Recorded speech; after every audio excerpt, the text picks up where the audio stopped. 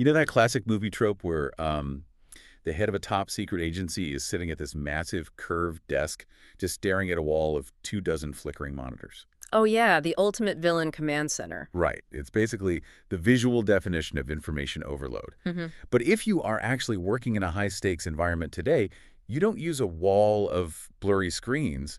You use something like the device we're doing a deep dive on today. The Smart-AVI SM-HDMV-9X-PLUS-S. Exactly. It's a 9-port Multiviewer HDMI KVM switch. And our central mission here is pretty simple.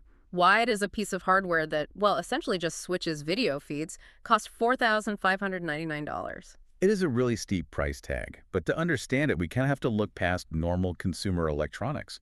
I mean, we're looking at a system built for environments where a dropped frame isn't just an annoyance, it is a critical failure. Right, so let's look at what this actually puts on a screen. It funnels up to 9 separate video sources onto a single monitor at 1080p resolution.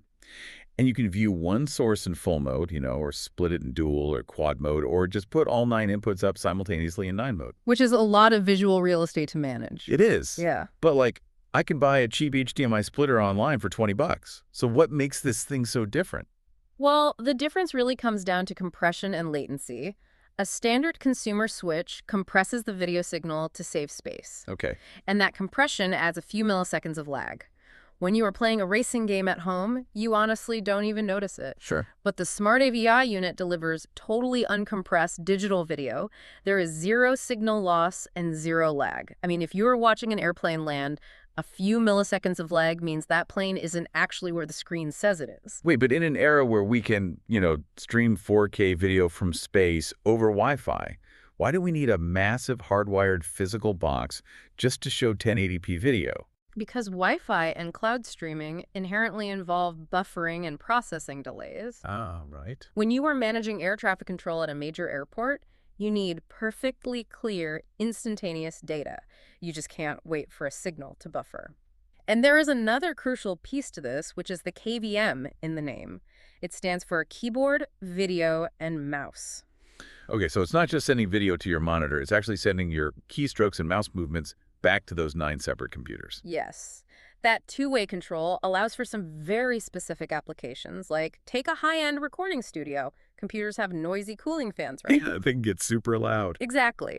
So with a KVM switch, you can isolate those loud editing workstations in a completely different room to keep the studio perfectly silent, but the engineer still has flawless visual and physical control over the mix. That makes a lot of sense. Or in a hospital, you can operate vital computers remotely, keeping them far away from the massive magnetic fields of an MRI machine. Wow.